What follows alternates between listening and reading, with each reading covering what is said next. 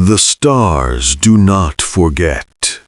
Long after empires crumble and species fade into cosmic silence, the light of ancient suns continues its journey through the void, carrying the memory of worlds that no longer exist.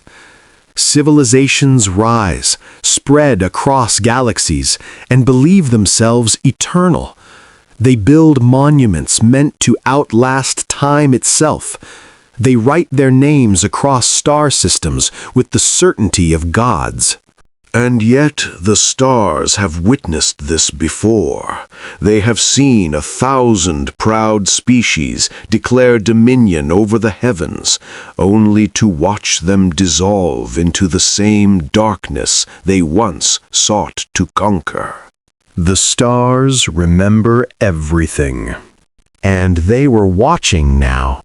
Ambassador Valkyrin stood at the observation deck of the Triumphant Accord, the ceremonial flagship of the Galactic Concord, and stared into the emptiness where 20 billion souls had existed just 3 standard cycles ago. The Velith cluster was gone. Not conquered, not occupied, gone. Reduced to expanding clouds of irradiated debris that glowed faintly in wavelengths his species could not naturally perceive, but which the ship's sensors translated into a sickly orange haze across the viewport. He pressed one of his 4 manipulation limbs against the transparent barrier, feeling the cold of space seep through despite the environmental controls. His mandibles clicked softly, a nervous habit from childhood that he had never fully suppressed despite centuries of diplomatic training. "Ambassador!" The voice came from behind him, soft and measured. Valkyrin did not turn immediately. He was not ready to face what waited for him in the conference chamber. He was not ready to admit that everything his people had built over 12,000 years was now balanced on the edge of annihilation. "Ambassador Valkyrin, the session is resuming." He finally turned to face Counselor Sirith, whose bioluminescent markings pulsed with barely concealed anxiety. The counselor was young by the standards of the elder races, barely 4 centuries old, and had never known a galaxy without Concord dominance. The fear in her compound eyes was naked and unbecoming of someone in her position. But Valkyrin could not blame her. He had lived through the Shantok rebellions. He had witnessed the burning of Calith Prime. He had survived 16 conflicts that historians would later describe as existential in nature. Each time the Concord had prevailed. Each time the combined might of the elder races had proven sufficient to crush whatever threat had dared to challenge the established order. This was different. "How many did we lose at Meridian Station?" he asked, though he already knew the answer. He had memorized every report, every casualty figure, every name of every ship that would never return home. Sirath's markings dimmed. 14 dreadnoughts, 87 cruisers, 312 support vessels, approximately 4 million crew, plus the station's civilian population of, she paused, recalculating, 11 million. Valkyrin closed his primary eyes. "And the Vorath hegemony?" "Confirmed extinct. Their homeworld was consumed 3 cycles ago. No evacuation was possible." Another species erased from existence. The Vorath had been part of the Concord for 8,000 years. They had created some of the most beautiful mathematics in galactic history. Their children had played in gardens that spanned entire continents. Now, they were dust. "The session, Ambassador," Sirath pressed gently. "The others are waiting." Valkyrin straightened his ceremonial robes and allowed the familiar weight of responsibility to settle across his shoulders. He had represented his people through 17 administrations. He had negotiated treaties that had reshaped entire sectors.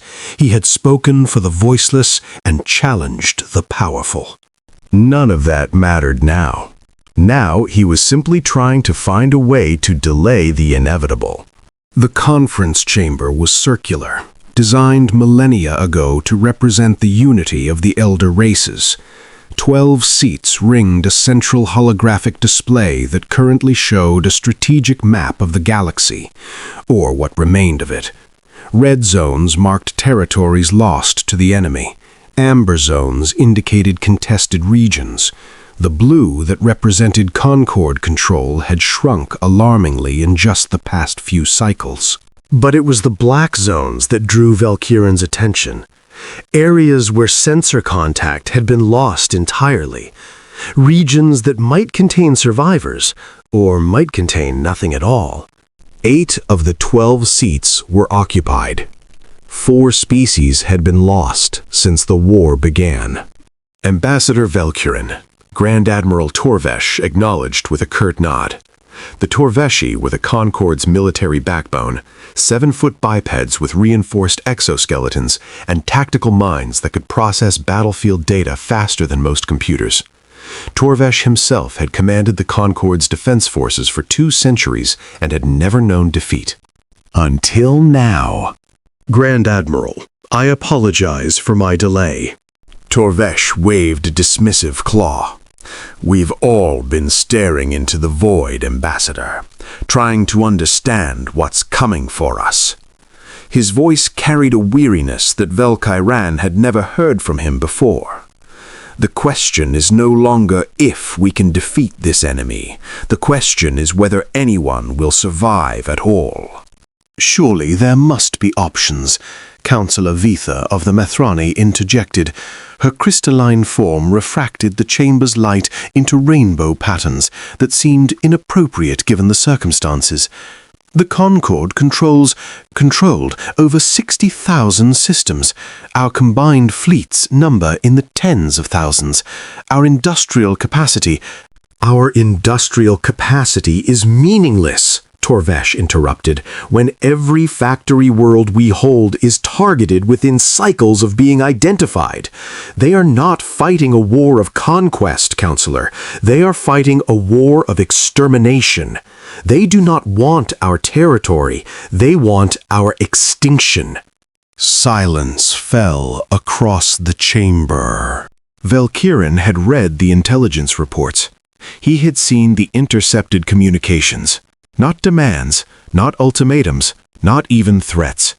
Just cold, mathematical projections of elimination rates and resource allocation for systematic annihilation.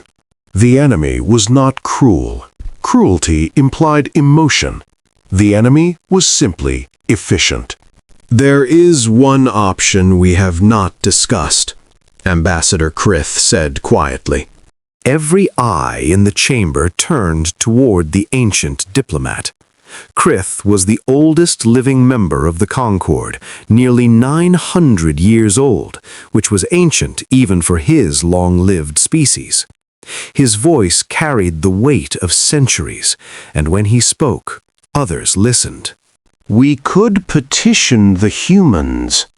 The chamber erupted. The humans? Councillor Vatha's form flashed with agitated colors. Those primitives? They only achieved faster-than-light travel 3 centuries ago. Their territory is barely 100 systems. They have nothing that could...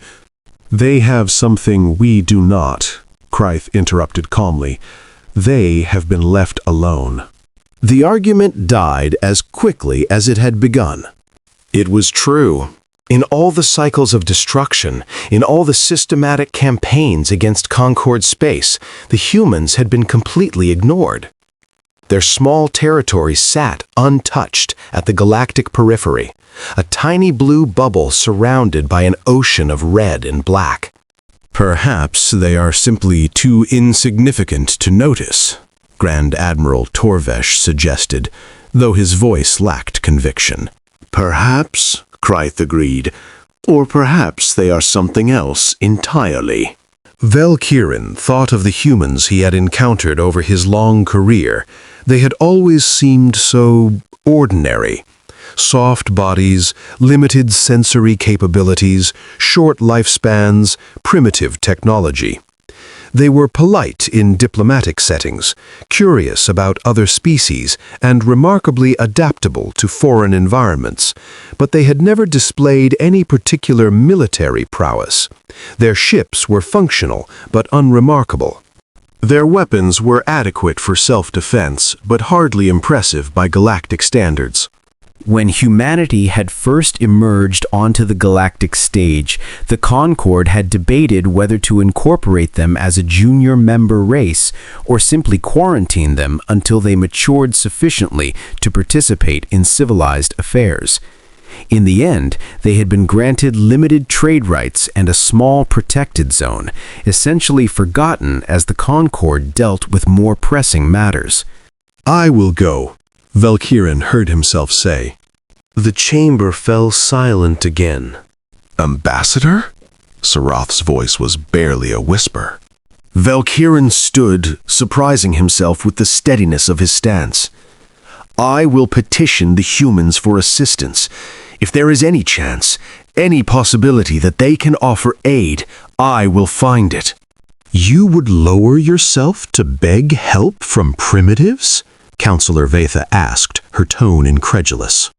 "I would crawl through the core of a dying star if it meant saving a single child of the Concord," Valkyrin replied evenly.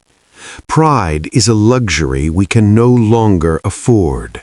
Grand Admiral Torvesh studied him for a long moment, then slowly nodded. "Take the Whispered Flame.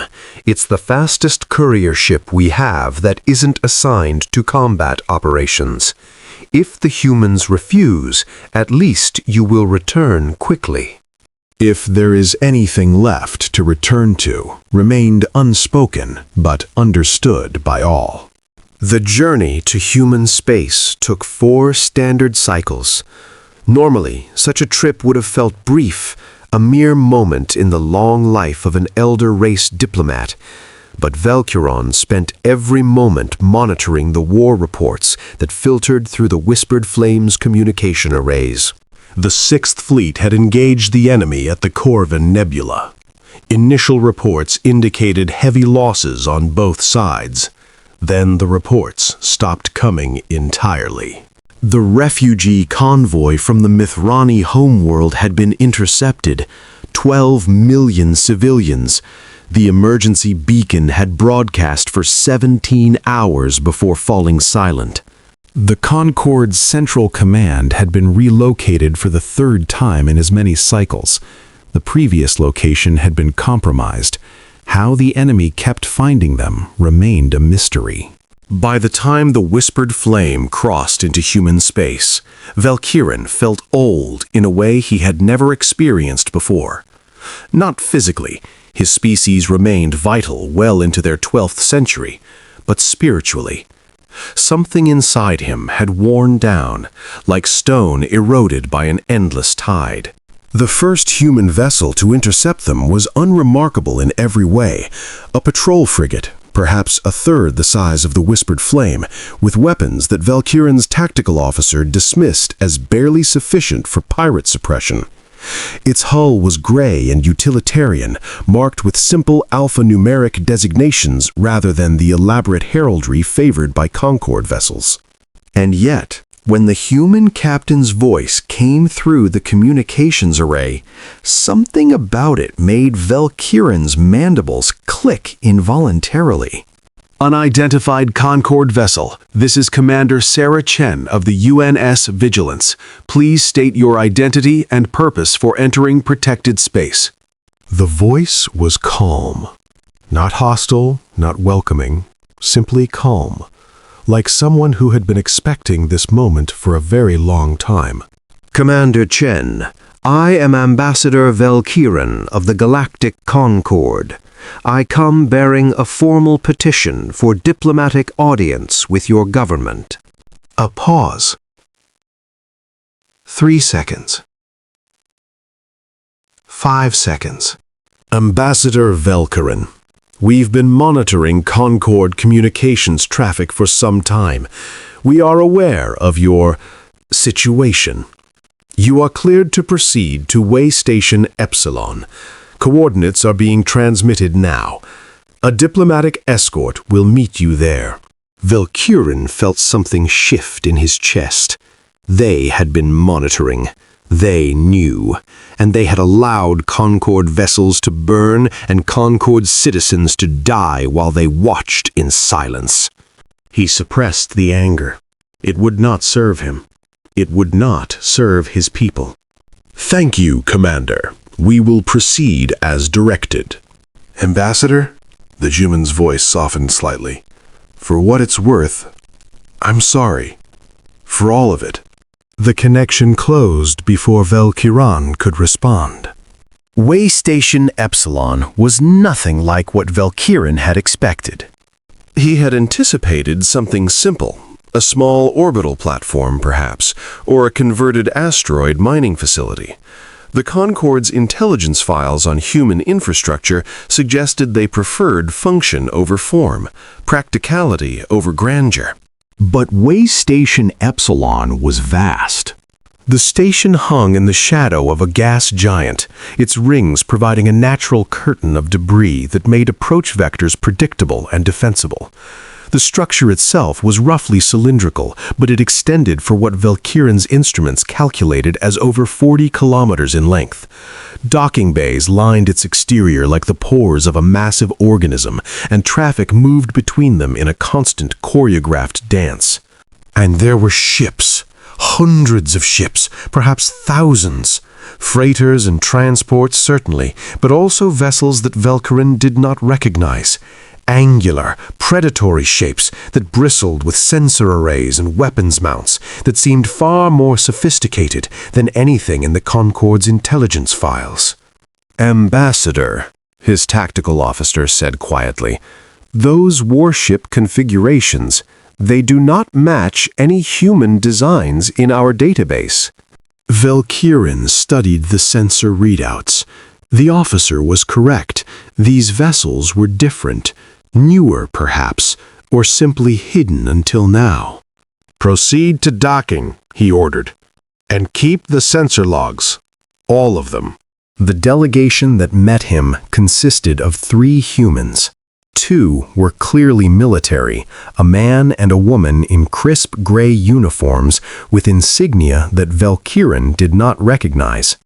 The third was older, with silver hair and deep lines around his eyes that suggested a life spent carrying heavy burdens. "Ambassador Valkyrin," the older man said, extending his hand in the human gesture of greeting. "I'm Director James Morrison, United Nations Diplomatic Corps. Welcome to Way Station Epsilon." Valkyrin accepted the handshake, feeling the surprising strength in the human's grip.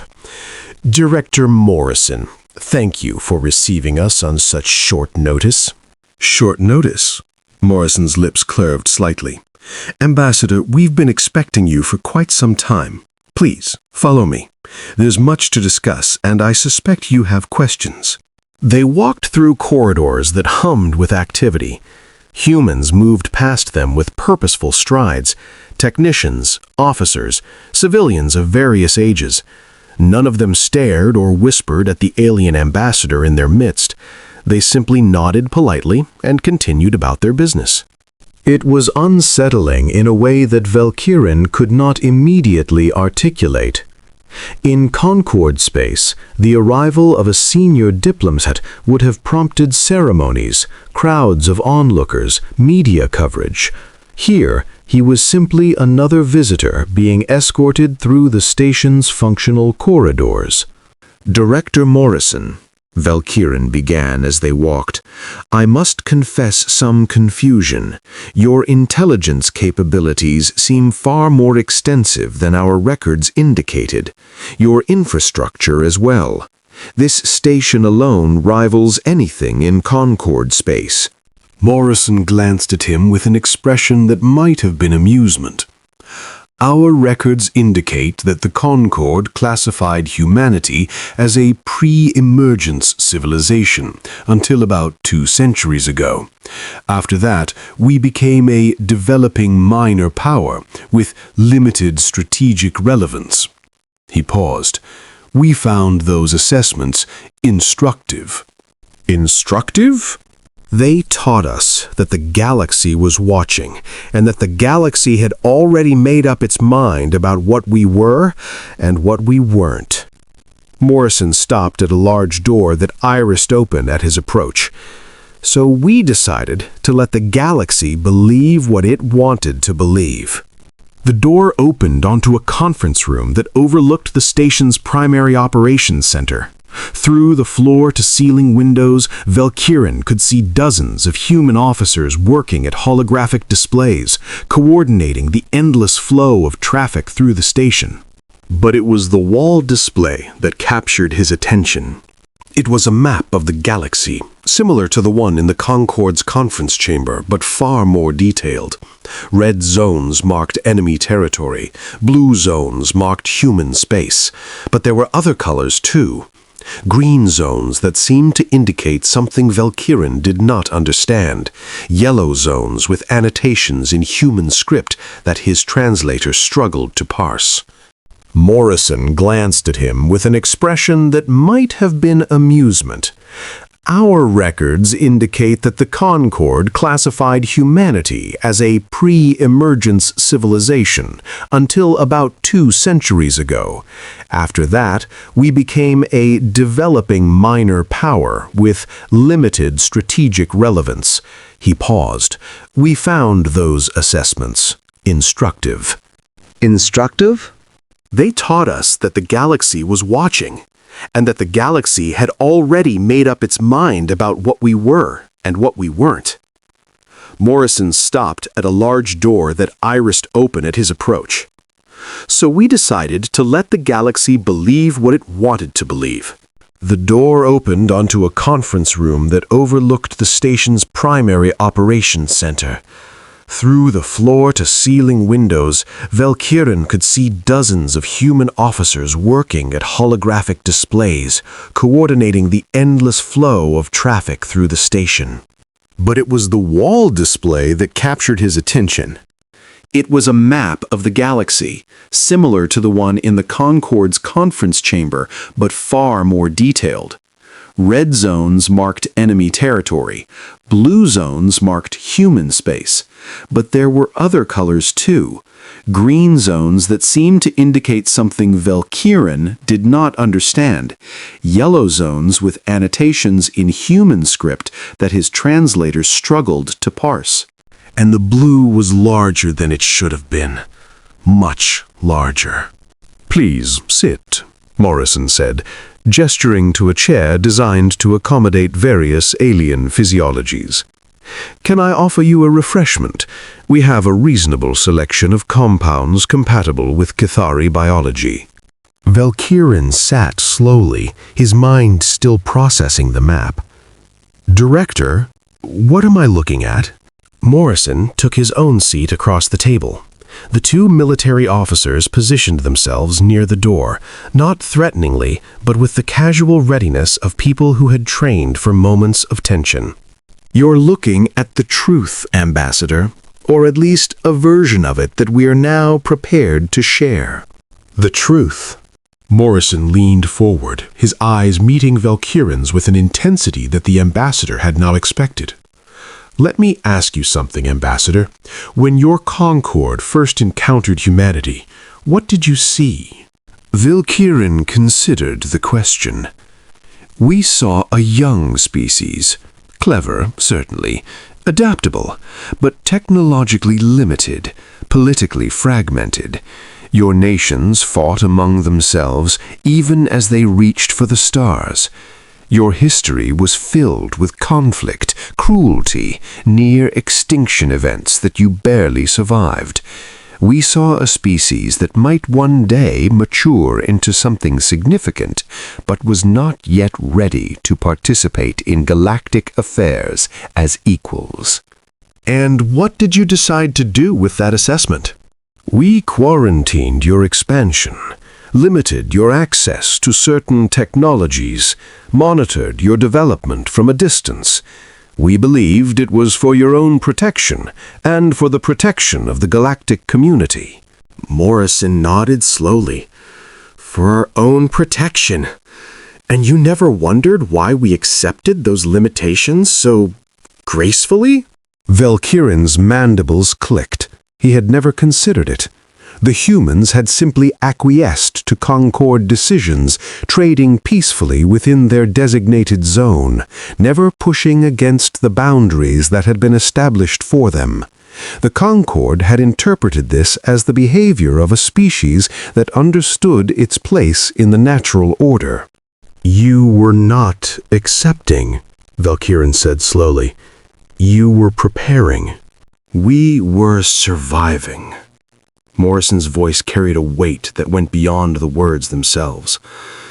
"Ambassador, humanity has walked the edge of extinction more times than most species face in their entire history. Ice ages, plagues, wars that consumed continents. We destroyed our own homeworld's climate before we fixed it. We developed weapons capable of ending our civilization and pointed them at each other for decades. We poisoned our oceans, burned our forests, drove countless species to extinction through sheer carelessness." He paused, and something ancient moved behind his eyes. "We did all of this to ourselves. No alien invasion, no cosmic catastrophe, just us. Our own nature, our own choices, and somehow, against all probability, we survived. We learned. We adapted. We found ways to channel our most destructive impulses into something productive. And when we finally reached the stars and found that the galaxy had already decided we were insignificant, we understood something very clearly." "What did you understand?" "That the only way to survive in a galaxy full of ancient powers was to make them believe they had nothing to fear from us. To let them see the primitive, short-lived, politically unstable species they expected to see. To accept their limitations and their condescension while we built something they couldn't imagine beneath the surface." Valkyrin stared at the human. "You deceived the entire Galactic Concord for 3 centuries. "We let you believe what you wanted to believe," Morrison corrected. "There's a difference. Your species looked at us and saw what your expectations told you to see. We simply didn't correct you." The ambassador felt the weight of those words settle into his understanding. 3 centuries. 300 years of careful performance, of strategic misdirection, of playing the role of a backward species while building something else entirely. "Why reveal this now?" Valkyrin asked. "Why to me?" Morrison glanced at the military officers by the door, then back at the ambassador. "Because you came to us. Because your Concord is dying. And because..." He hesitated, and for the first time Valkyrin saw something like genuine emotion in his expression. "Because we've been watching billions of sentient beings die while we waited for this moment. And that wait is something we'll carry forever. But we had to wait. We had to be certain. We had to know that when we moved, we would move decisively. Because we would only get one chance." "One chance at what?" The door opened again, and a woman entered. She wore a military uniform similar to the 2 officers by the door, but with additional insignia that suggested higher rank. Her hair was iron gray, her features weathered, and she moved with the controlled efficiency of someone accustomed to command. "Admiral Chen," Morrison said, rising. "Ambassador Valkyrin of the Galactic Concord." Chen, the same surname as the patrol vessel commander. Valkyrin wondered briefly if there was a connection. The Admiral did not sit. She moved to the wall display and touched a control, expanding the map to fill the entire surface. Red zones dominated the image, enemy territory that had swallowed so much of what the Concord had built over millennia. "Ambassador, I'm going to share something with you that will be difficult to process. I need you to listen completely before you respond. Can you do that? Valkyrin nodded slowly. Your enemy, the force that has been systematically destroying the Galactic Concord, is not unknown to us. We have been tracking their expansion across the galaxy for over 200 years. We know their origin point, their technological capabilities, their strategic patterns, and their ultimate objective. Valkyrin felt cold spread through his thorax. You know? You have known all this time, and you did nothing? We didn't have the capability to act effectively. Not 200 years ago, not a century ago. Our simulations showed that any intervention before we were fully prepared would result in our own destruction and would not alter the outcome for the Concord. We would simply have added our species to the list of the dead. Admiral Chen's voice was steady, but something in her eyes betrayed the weight she carried. So we watched, we built, we prepared, and we waited for the moment when action could actually make a difference. Billions have died while you waited. Yes, the Admiral did not flinch from the accusation. And billions more will die if we act prematurely and fail. That is the calculation we have lived with every day for generations, Ambassador.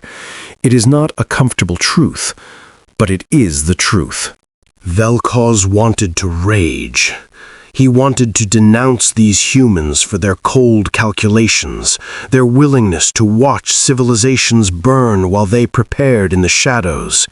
He wanted to tell them that no strategic necessity could justify such callous observation. But he could not, because he understood.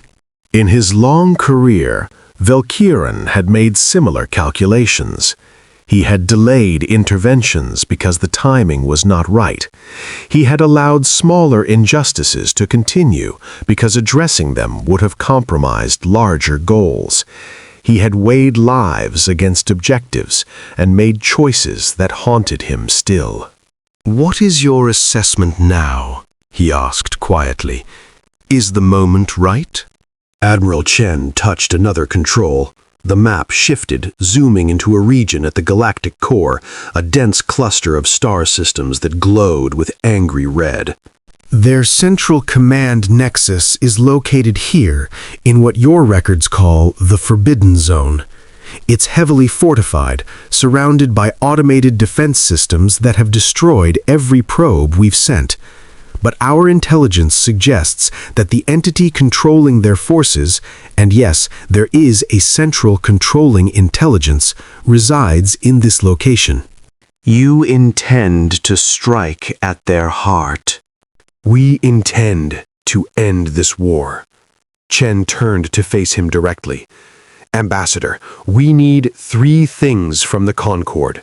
First, we need your remaining military assets to engage enemy forces across multiple fronts simultaneously. Not to win. We don't expect victory from those engagements. We need distraction. We need the enemy focused on crushing your final resistance while we move into position. Valkyrin's mandibles clicked rapidly. You want us to sacrifice our remaining fleets as a diversion? I want your remaining fleets to do what they're going to do anyway. Fight desperately against an overwhelming enemy. The only difference is that this time it will matter. Every ship that engages enemy forces is a ship that isn't guarding the approaches to the core. And the second thing you require? Navigational data. Your people have explored regions of space that we have not. We need the most current information on spatial anomalies, jump point stability, and safe passage routes through the sectors between here and the Forbidden Zone. Valkyrin considered this. The data Shen was requesting was among the most classified information the Concord possessed, strategic assets that had been guarded for millennia. Sharing it with any outside power would have been unthinkable just cycles ago. And the third? Admiral Chen was silent for a moment. When she spoke again, her voice had softened almost imperceptibly. We need you to witness. When this is over, if this works, the galaxy will need to know what happened. They will need to understand why humanity acted the way we did, why we waited, why we prepared in secret while civilizations burned. Someone with credibility will need to tell that story. Someone who can speak for the dead and help the living understand. You want me to be your chronicler. I want you to be the voice of truth. Whatever happens next, Ambassador, the galaxy deserves to understand. Velkarin stood slowly, his ancient body protesting the movement. He walked to the display, studying the red zones that marked so much death and destruction. He thought of the Vorath, extinct now, their mathematical theorems the only monument to their existence. He thought of the Velith cluster, 20 billion souls transformed into expanding debris. He thought of his own people, huddled in their final refuges, waiting for an end that seemed inevitable. I will need to communicate with the Concord leadership, he said finally. They will need to approve the deployment of our remaining forces. Of course. And I will need to understand more about your capabilities, about what you intend to do. I cannot, in good conscience, ask my people to sacrifice themselves for an operation I do not understand. Admiral Chan nodded and touched another control on the wall display. The image shifted again, this time showing what appeared to be a fleet deployment map. But the scale was wrong. The numbers were wrong. Everything was wrong. Ambassador, what I'm about to show you represents humanity's true military capability. What the Concord has seen, our patrol vessels, our defensive stations, our limited space forces, represents approximately 3% of our actual strength. Velkirin stared at the display. 3%. The numbers scrolling across the display showed fleet compositions that dwarfed anything the Concord had ever fielded. Capital ships in the thousands, support vessels in the tens of thousands, industrial capacity that could replace losses faster than most species could count them. And the technology. The weapons specifications that appeared alongside the fleet data described systems that Velikiran's scientific training told him should not exist. Power generation that exceeded theoretical limits. Propulsion that operated on principles the Concord had not yet discovered. Weapons that could crack planets, and devices that could manipulate the fabric of space itself. "This is impossible," he whispered. "No," Admiral Chen said. "This is humanity. This is what we became while you weren't watching."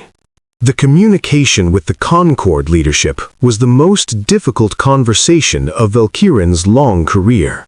He stood in a secure chamber, surrounded by holographic projections of the surviving counselors. Their faces showed the strain of continuous crisis, exhaustion, fear, and the desperate hope of the condemned. Grand Admiral Torvesh looked like he had aged decades in the short time since Velkiran had departed. "Ambassador, you cannot be serious!" Counselor Vetha's crystalline form flickered with agitation. "You are asking us to trust the fate of our species to humans? To primitives who have been deceiving us for centuries?" "I am asking you to trust the only remaining option," Velkiran replied calmly. "I have seen their capabilities, Counselor. I have reviewed their strategic assessments. They have been preparing for this war longer than most of our species have been aware it was coming." "And you believe they can win?" Valkyrin considered his answer carefully.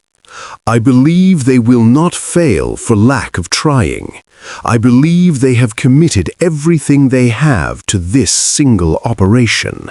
And I believe that if we do not support them, we will die alone, our fleets scattered and ineffective, our species extinguished one by one until nothing remains. Grand Admiral Torvesh spoke for the first time. The tactical assessment you transmitted, if it's accurate, the human military capability exceeds the combined strength of the Concord at its height. How is this possible? They had something we did not, Admiral. Time and purpose. While we maintained an empire, they built an arsenal. While we administered 1,000 civilizations, they focused every resource on a single goal. They knew this war was coming. They knew the Concord would not survive it, and they prepared accordingly. And they simply let us die while they prepared? The voice belonged to Ambassador Krith, who had advocated for this mission in the first place. His ancient face showed no surprise, only weary acceptance. They made a calculation, Valkyrin said. The same calculation we would have made in their position. The same calculation I have made many times in my career, sacrificing the few to save the many. The difference is that their calculation operated on a scale we could not imagine. The silence stretched for a long moment. The Vorath are gone, Counselor Vetha said quietly. The Methrani homeworld is ash. 12 of our member species have been completely extinguished. If we commit our remaining forces to this human operation and it fails, there will be nothing left. If we do not commit, Valkyrin replied, there will be nothing left regardless. At least this way, our deaths serve a purpose. Grand Admiral Torvesh straightened, his exoskeleton clicking with the movement. I have studied the tactical plan the humans provided. It is audacious, perhaps impossible, but it is also the only strategy I have seen that has any mathematical possibility of success. He paused. I will commit the fleet. One by one, the other counselors signaled their agreement.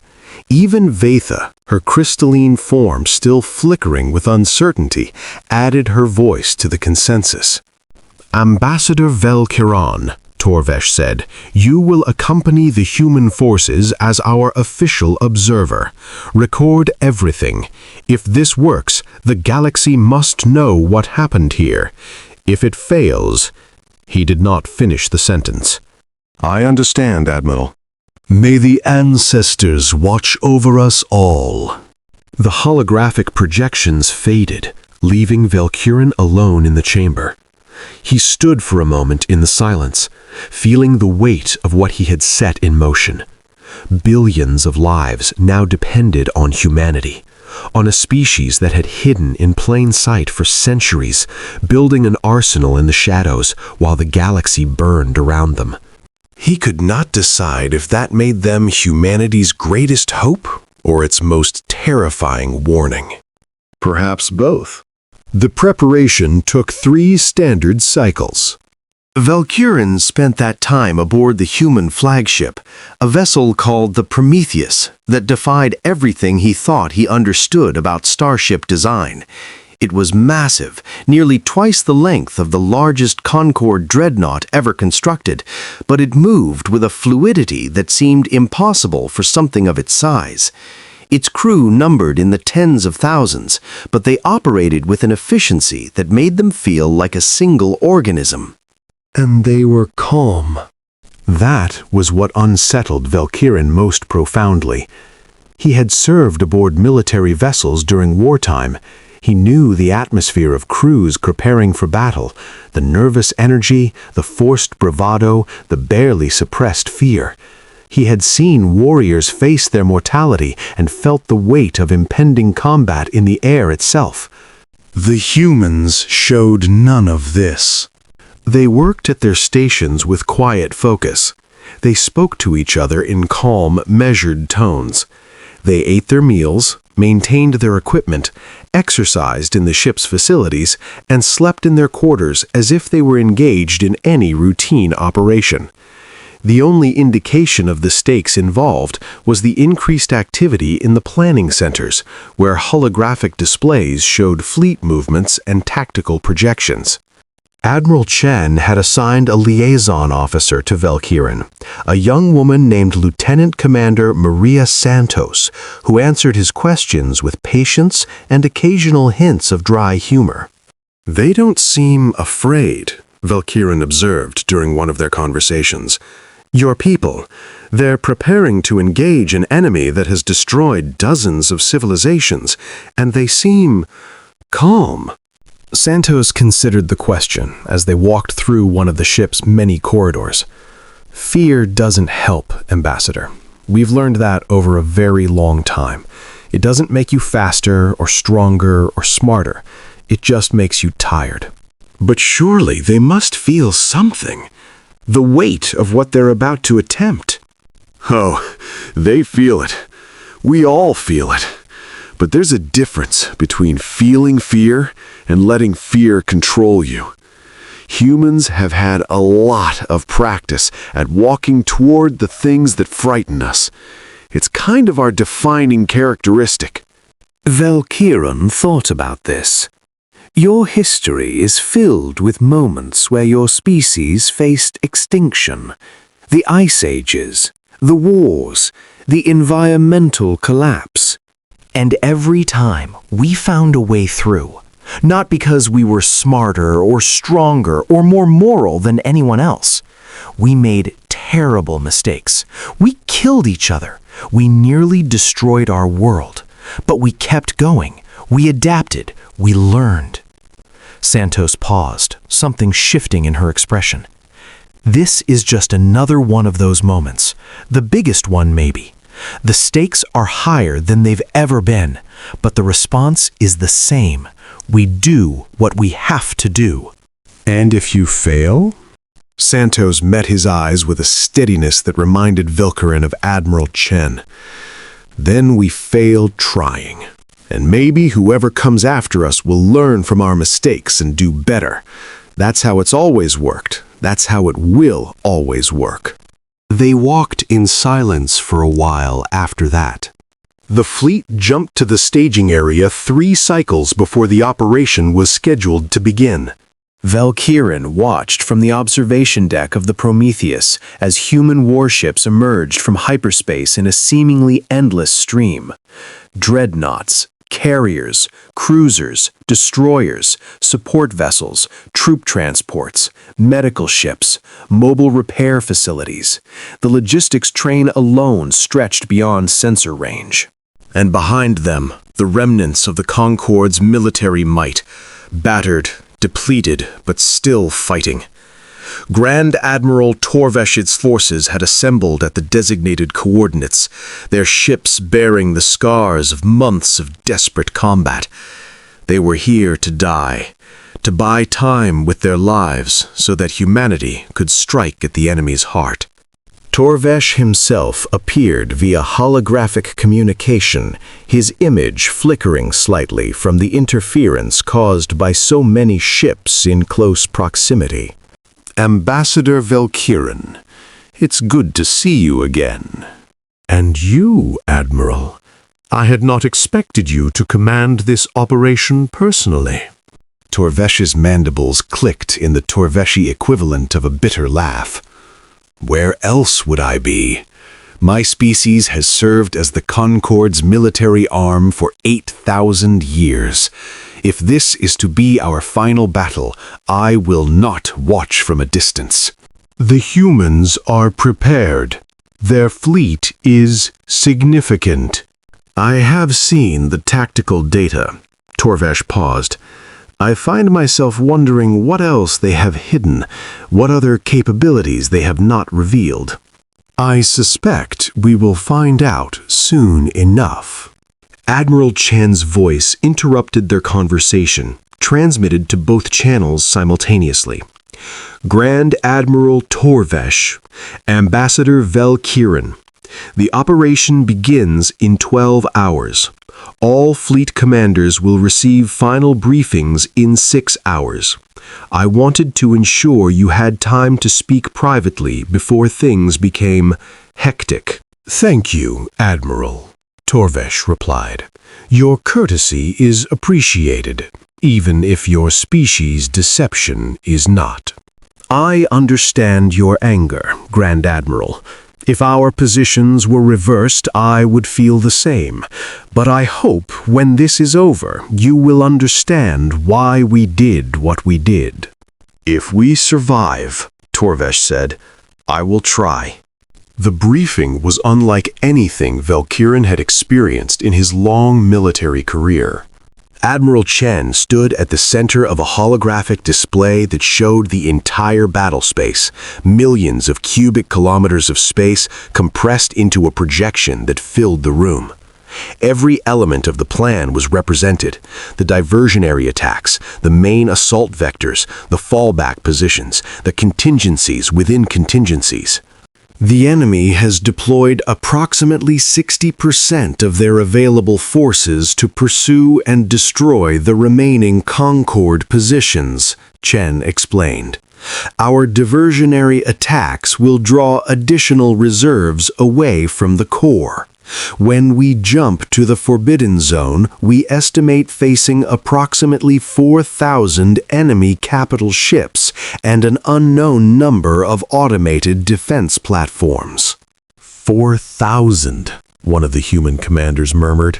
And we have 12,000 capital ships, plus supporting elements. But numerical superiority is meaningless against their defensive systems. Our advantage lies in surprise and in capabilities they have not seen before. She touched a control, and the display focused on a region at the center of the enemy formation. Intelligence indicates the controlling intelligence, what we've designated the apex, is located on a mobile platform roughly the size of a small moon. It coordinates all enemy operations through a quantum communication network that operates instantaneously across any distance. If we destroy the apex, the remaining enemy forces will revert to their base programming, effective but not adaptive. They will become manageable. And if the intelligence about the apex is wrong, Grand Admiral Torvesh asked, if it's a trap, then we die fighting rather than dying in retreat. The strategic situation is the same either way. Torvesh considered this, then nodded slowly. A clarity of vision we should have developed centuries ago. The countdown seemed to accelerate as the final hours passed. Velkirin found himself standing at the Prometheus's primary observation deck, watching the fleet arrange itself into attack formation. Thousands of ships moved in precise coordination, their navigation lights creating patterns that reminded him of bioluminescent organisms in the deep oceans of his homeworld. Impressive, isn't it? He turned to find Director Morrison standing nearby, his aged face illuminated by the light of gathered warships. That is one word for it, Velkirin replied. Terrifying might be another. They're both appropriate. Morrison moved to stand beside him at the viewport. Ambassador, there's something I wanted to say to you before the operation begins. Yes? I'm sorry. For what we did, for what we allowed to happen while we prepared. I know the strategic calculus. I know the arguments. I've made them myself more times than I can count.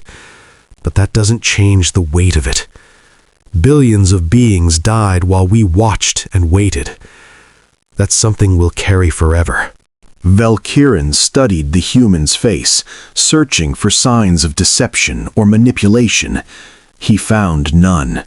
Only the weariness of someone who had carried an impossible burden for longer than any person should have to bear.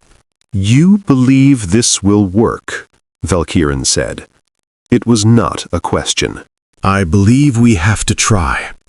I believe that if there was any other way, any path that involved less death, less suffering, less destruction, we would have taken it. But there wasn't. There never is in the end. The universe doesn't offer clean solutions. And if you fail? Morrison was silent for a long moment. Then we fail, and the galaxy continues, without humans, without the Concord, without any of us. The stars will keep burning, new species will eventually arise. Maybe they'll do better than we did. That is a remarkably fatalistic perspective. It's a realistic one. Morrison turned to face him fully. Ambassador, I've studied history, human history, galactic history, the rise and fall of civilizations across millions of years. And the one constant I've found is that everything ends. Every empire, every species, every star. The question isn't whether we can live forever, it's whether we can make the time we have mean something. And this is how humanity has chosen to make its time mean something? Building a secret arsenal, hiding in the shadows, emerging at the last moment to save a galaxy that dismissed you as primitives. We didn't choose to be dismissed. We just accepted it, used it, made it work for us. Morrison smiled slightly. Humans are very good at taking what the universe gives us and turning it into something else. It's one of our more annoying characteristics. Before Valkyrin could respond, a tone sounded throughout the ship. Admiral Chen's voice followed immediately. All stations report ready for jump. This is it, people. Everything we've built, everything we've sacrificed, everything we've waited for comes down to the next few hours. I won't give you a speech about glory or duty. You know what we're fighting for. You know what happens if we fail. So let's not fail. All ships, prepare for synchronized jump. Mark. The stars outside the viewport blurred, stretched, and disappeared as the fleet entered hyperspace. The emergence was chaos. Valkyrin had witnessed large-scale fleet actions before, but nothing had prepared him for the scale of what greeted the human forces as they materialized in the Forbidden Zone.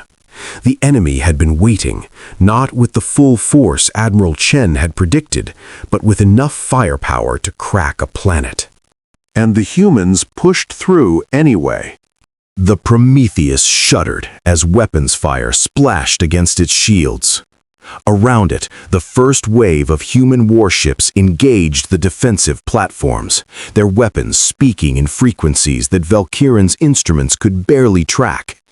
Destroyers darted between enemy formations, drawing fire while the heavier capital ships advanced inexorably toward the center of the enemy position. Shield status? Chen demanded from her command chair. 87% and holding. The new adaptive matrix is compensating for their weapon frequencies faster than they can adjust. Keep pushing. All carriers, launch fighters. I want those defense platforms cleared from our approach vector. On the tactical display, Valkyrin watched thousands of small craft emerge from the human carriers, swarming toward the enemy installations like insects. They died in droves, each small flash on the display representing lives extinguished in an instant. But for every fighter destroyed, dozens more took its place. And the platforms began to fall. Grand Admiral Torvesh reports successful engagement with enemy reserves, a communications officer announced.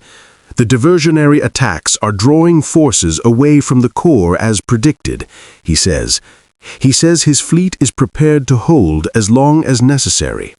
Chen nodded, her expression unreadable. Tell him we'll make it count.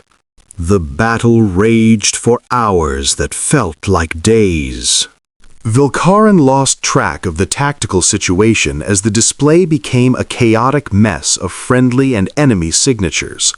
Ships died all around them, human vessels breaking apart under concentrated fire, enemy constructs shattering under the weight of the human assault. The Prometheus itself took multiple hits that penetrated its shields, killing crew members whose names Velkarin would never know. But the humans kept advancing. It was methodical, relentless. Every time the enemy adapted, the humans adjusted. Every time a formation was broken, reserves flowed in to fill the gap. Every time it seemed like the assault would stall, some new capability was revealed. Weapon systems that Valkyrin had not seen in the briefings, tactics that exploited vulnerabilities in the enemy's coordination. And slowly, impossibly, they gained ground. Apex platform is within engagement range, the tactical officer announced, his voice carrying a tremor of exhaustion and excitement. Outer defense perimeter has been neutralized. We have a clear approach. Admiral Chen stood, her face pale but determined. All remaining capital ships, focus fire on the platform's shield generators. We need to create an opening.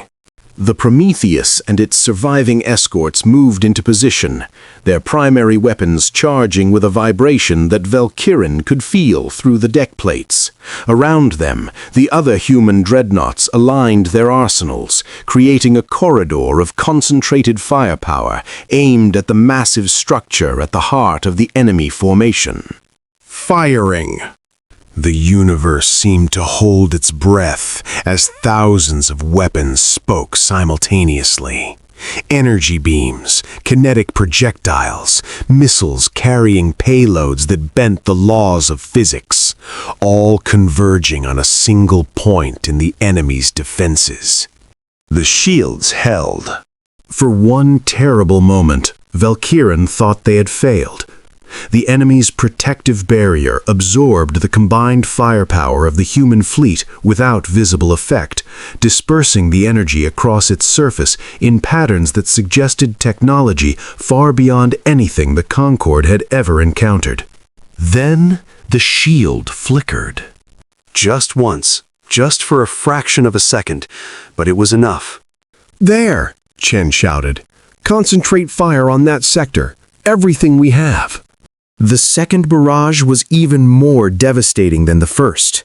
Every human ship in range added its weapons to the assault, pouring energy into the weakened point in the enemy defenses. The shield flickered again, more intensely this time, and then It collapsed. The apex platform hung exposed in the void, its massive form suddenly vulnerable. Enemy ships scrambled to reposition, to close the gap, to protect their controlling intelligence, but the humans were faster. A single ship broke from the formation, accelerating toward the platform at speeds that should have torn it apart. Valkyrin recognized it as a specialized assault craft, smaller than the capital ships, but bristling with weapons designed for a single, devastating attack. Confirm penetration vector, Chen ordered. Confirmed. All warheads armed. Impact in 30 seconds. The assault craft blazed through the enemy formation, shedding components and weapons fire as it went. Enemy ships attempted to intercept, but human escorts threw themselves into the path, sacrificing their lives to keep the assault craft moving. One after another, defenders fell, creating a corridor of destruction through which the final weapon traveled. Valkyrin found himself gripping the edge of his seat, his mandibles clicking in a rhythm he had not used since childhood. 5 seconds. The assault craft struck the apex platform and detonated. The explosion was beyond anything Valkyrin had ever witnessed. The tactical display went white as sensors struggled to compensate for the energy release. The Prometheus shuddered from the shockwave even at this distance, its structure protesting forces it had never been designed to endure. And then, silence. Not true silence. The background noise of the bridge continued, the hum of systems and the voices of crew members checking damage reports, but a silence in the combat chatter that had filled the tactical channels since the battle began. Status? Chen asked, her voice carefully controlled. Analyzing. The apex platform is gone. completely destroyed. We're detecting debris consistent with the intelligence assessment of its structure and composition. And the enemy fleet? They're stopping. All of them. They've stopped moving. Valkyrin watched the tactical display with growing wonder. Across the entire battle space, enemy ships had frozen in place. Their weapons had ceased firing, their engines had shut down. They hung in the void like monuments to a war that had suddenly ended. The apex was the only thing coordinating them, Chen murmured. Without it, they're just hardware. Advanced, dangerous hardware, but nothing more. Admiral, the communications officer said, his voice trembling, we're receiving reports from across the galaxy. Enemy forces everywhere have stopped. The attacks on Concord positions, the pursuit of refugees, the orbital bombardments, everything. They've all stopped. Valkyrin closed his primary eyes, feeling something he had not experienced in months. Hope. The Galactic Concord had declared victory. That was what they called it in the days and weeks that followed. Victory. The words spread across the surviving communication networks, repeated in dozens of languages by species that had expected only extinction. The enemy was defeated. The war was over. The galaxy would survive. But Valkyrin knew better. He stood on the observation deck of a Concord station that had somehow survived the war, watching as human ships moved through the rubble of what had been the Velith cluster. They were searching for survivors, recovering bodies, cataloging the dead. It was grim work, the kind of labor that victors rarely wanted to perform. The humans did it anyway. Admiral Chen appeared beside him, her uniform still bearing the marks of the battle at the Forbidden Zone. She looked tired, not the exhaustion of the overworked, but the weariness of someone who had carried too much for too long. Your people are calling it the Galactic Liberation, she said. A new era of cooperation and renewal. The Concord saved by the valor of its united species. Is that not what happened? Chen smiled slightly. Is that the story you want to tell? Valkyrin considered the question carefully. In his time among the humans, he had learned that their relationship with truth was complex. They valued honesty, but they also understood the power of narrative, the way that stories shaped understanding more effectively than facts alone. The story I tell will depend on who is listening, he said finally. For those who need hope, I will speak of unity and triumph.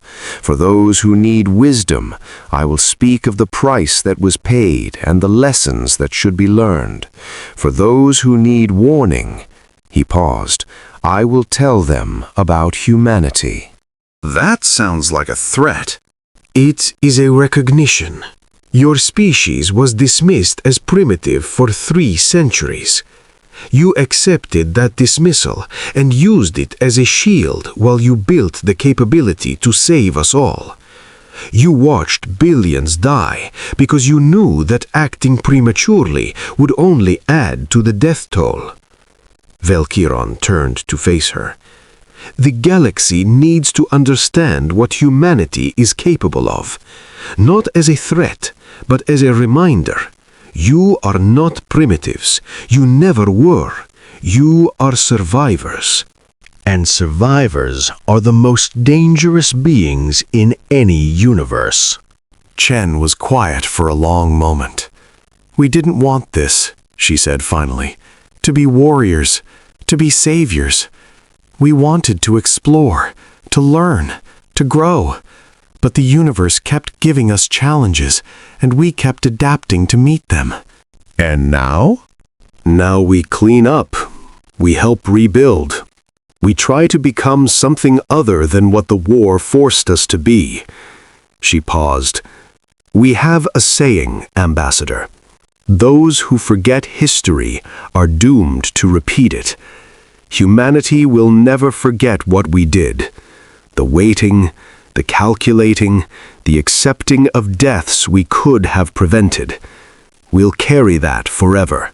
Perhaps that is your greatest strength, Valkyrin said quietly. You do not forget. You do not forgive yourselves. You hold onto every scar, every mistake, every terrible choice, and you let them shape you into something better. Or something worse. That is always the risk. But so far, your species has chosen better. That is why the galaxy still exists. Chen nodded slowly. Ambassador, the Concord leadership has asked me to extend an invitation. They want humanity to join as a full member, equal status with the elder races, full voting rights, access to all technologies and resources. Valkyrin was not surprised. The political discussions had been ongoing since the battle ended, with various factions arguing about how to integrate humanity into the galactic community. Some wanted to elevate them immediately. Others feared giving so much power to a species that had proven capable of such patient deception. What was your response? We declined. Valkyrin's mandibles clicked in surprise. You declined. Humanity isn't ready to be part of the Concord, not as equals. We've been hiding for so long that we've forgotten how to be open. We've been preparing for war so intensely that we've neglected the arts of peace. If we joined now, we would distort the power balance in ways that would ultimately harm both sides. Then what do you propose? Partnership, cooperation, gradual integration over time as we learn to be part of a galactic community rather than apart from it. We'll share our technology, all of it eventually, but in stages. We'll participate in Concord decisions, but as observers rather than voters. We'll help rebuild what was destroyed, but we won't try to control what comes after. It was a modest proposal from a species that could have demanded anything. The military balance had shifted so dramatically that humanity could have declared itself the new galactic hegemon, and few would have dared to challenge them. Instead, they chose restraint. You continue to surprise me, Admiral. We're not done surprising the galaxy yet, Ambassador. But for now, we just want to help. That's what humans do when we're at our best. We see someone struggling, and we help. Even when they dismissed you as primitives? Chen's smile carried a hint of something ancient and patient. Especially then, because we remember what it was like to be dismissed. We remember what it was like to be alone and afraid and facing something too big to comprehend. We survived that, and we can help others survive it too. Valkyrin turned back to the viewport, watching the human rescue ships move through the debris field. They were small lights in an ocean of darkness, but they moved with purpose and determination. Admiral, he said, may I ask you a question? Of course. When you revealed yourselves, when your warships emerged from hiding and joined the battle, what did you feel? Chen was quiet for a long moment. When she spoke, her voice carried a weight that Valkyrin had not heard before. Relief, she said. We had been hiding for so long, preparing, waiting, watching the galaxy burn while we held ourselves back.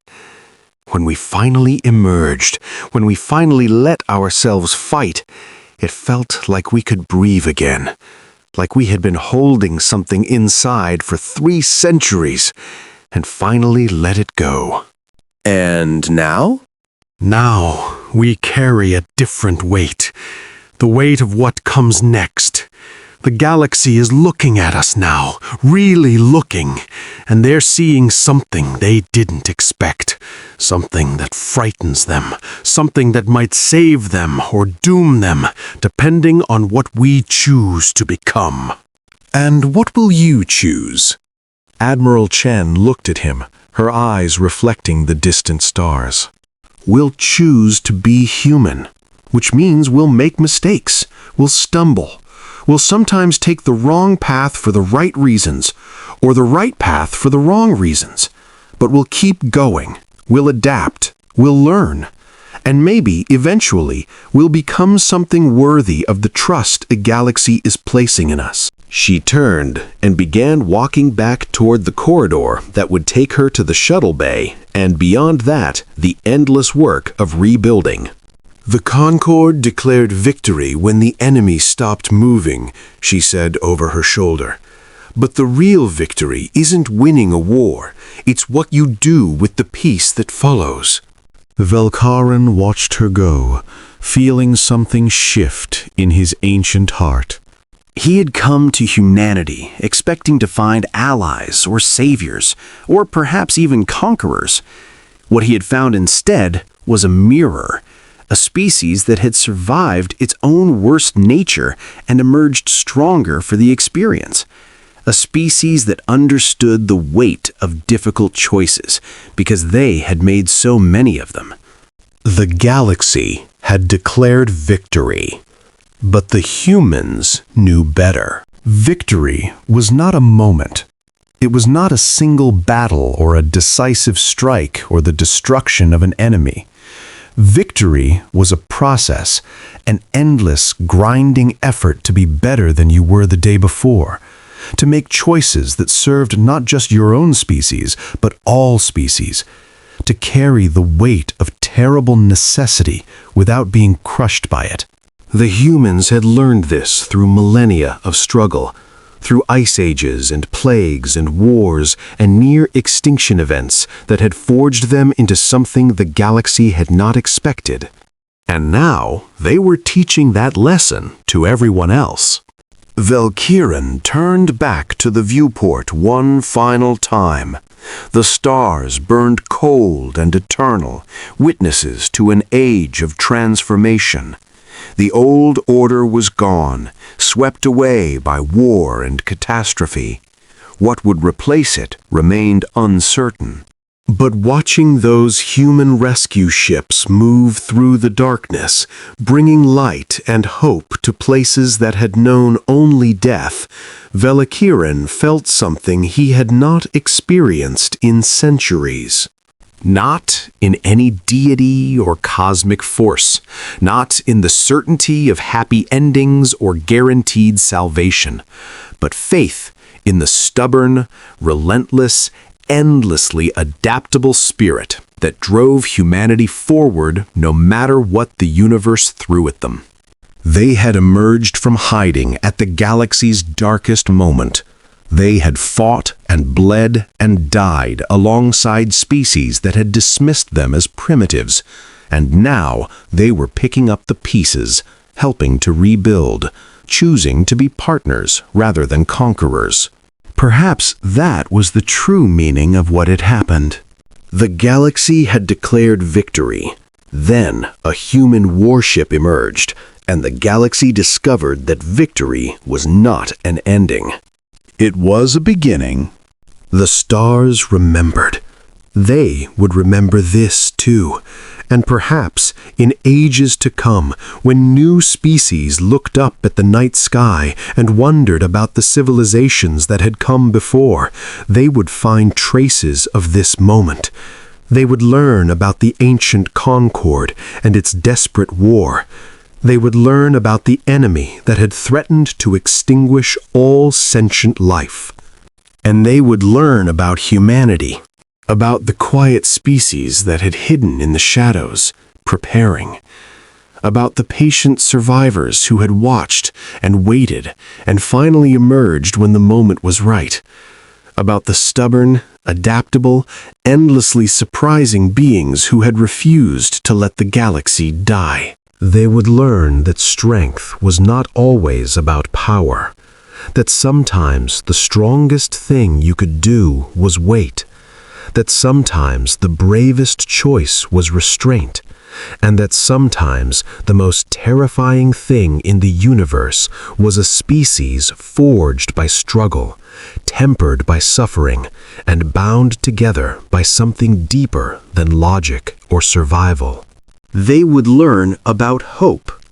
And perhaps when those future species faced their own dark moments, they would remember. They would remember that the galaxy had survived before, that civilizations had faced extinction and found ways through, that even in the deepest darkness there were beings who refused to surrender to despair. They would remember humanity.